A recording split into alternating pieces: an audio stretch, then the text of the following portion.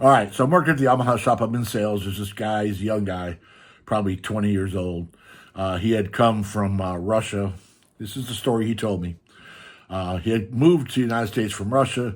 His mother had married an American guy, and he told me, this is what he said, that she married him, and then as soon as she was able to, she divorced him and sued him for alimony because that's what that's what women who live in Russia and come here do. Now, I don't know how much truth there is to that story, and I'm not knocking anybody or whatever. I'm just telling you what he told me. But this is something that he gave me. This box is that he gave me, and it's really cool. He hand painted it himself. Look at this. Tell me that's not nice. That's a late model Yamaha. I think that's a Roadstar. Not a Roadstar, but I think a Roadstar is what they call them. Nice motorcycle, 1700cc V-twin. This is a really nice box. I really do. I treasure this. I'm really glad he gave this to me. Next. While I was in sales, we also we sold Yamaha and Honda.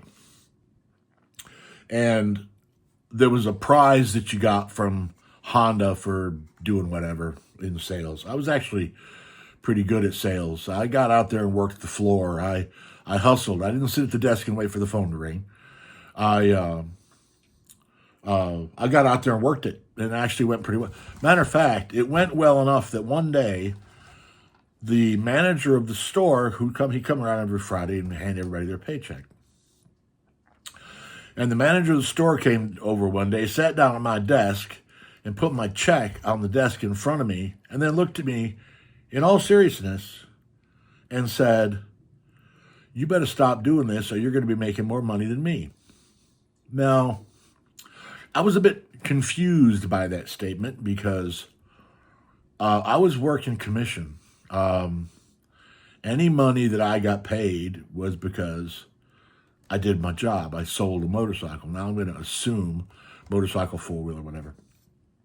I'm going to assume that he got paid for everyone that I sold to, but he reprimanded me for selling enough units. I mean, he was upset. It wasn't a joke.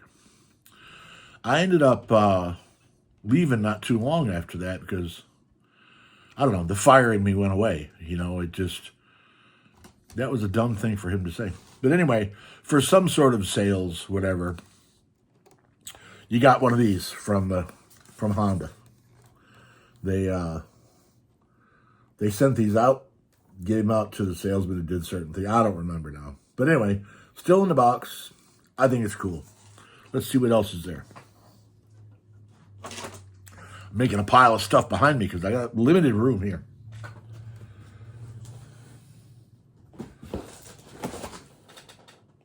Oh, wow.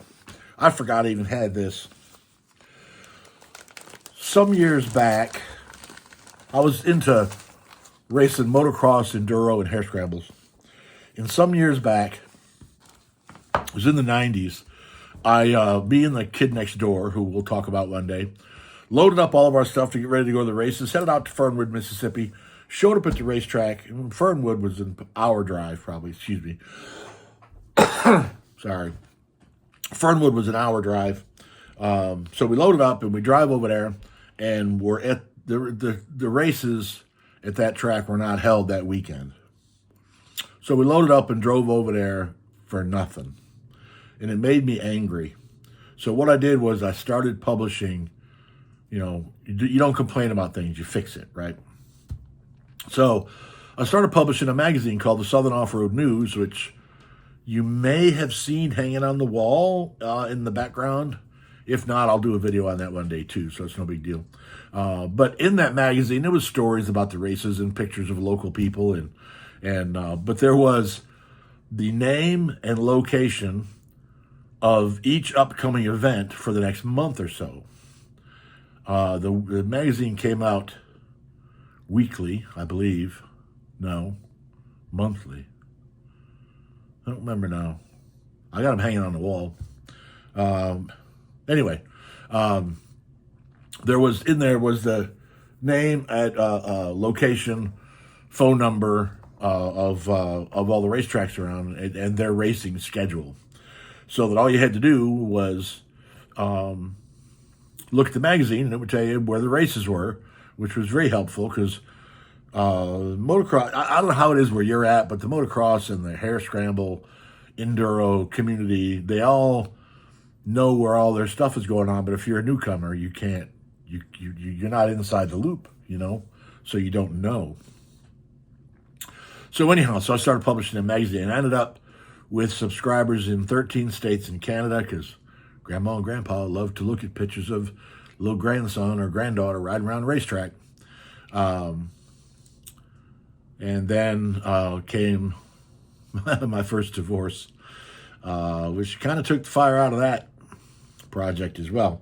But either way, during my tenure as doing the magazines, I was presented with this. This is, can you see it? I don't know if you can see it or not. I'm going to try to get the camera to focus on it. That's a Gas. This is a Gas watch. Gas was a motorcycle there. They built off-road bikes. I'm not sure exactly what they built, but I was presented this by a Gas dealer for advertising their units in my magazine. This is a prized possession. This is really cool.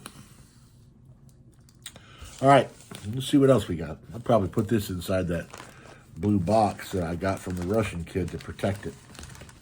I forgot I even had that.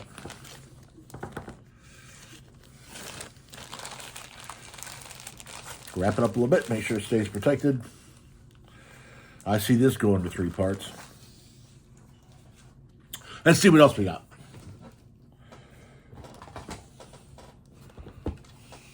Cassette tape, oh boy. And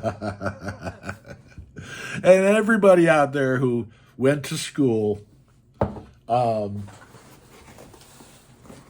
the same time I did, we've all got these things. My screen came back on. Oh, I moved the mouse. We've all got these. This was made in art class. It's an incense holder because incense was cool. Just stand back from the camera just a little bit. Incense was cool, so it's an incense holder. Still got incense in it. It's dated. It's not dated. It says DW period 3, I guess is what that means. So, isn't it a beauty? All right, what else we got? Oh, here's something real important. Another cassette tape. I don't even have a cassette player.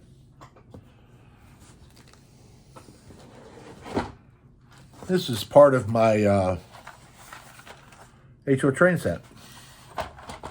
This is a truss bridge. I don't think it's ever been used.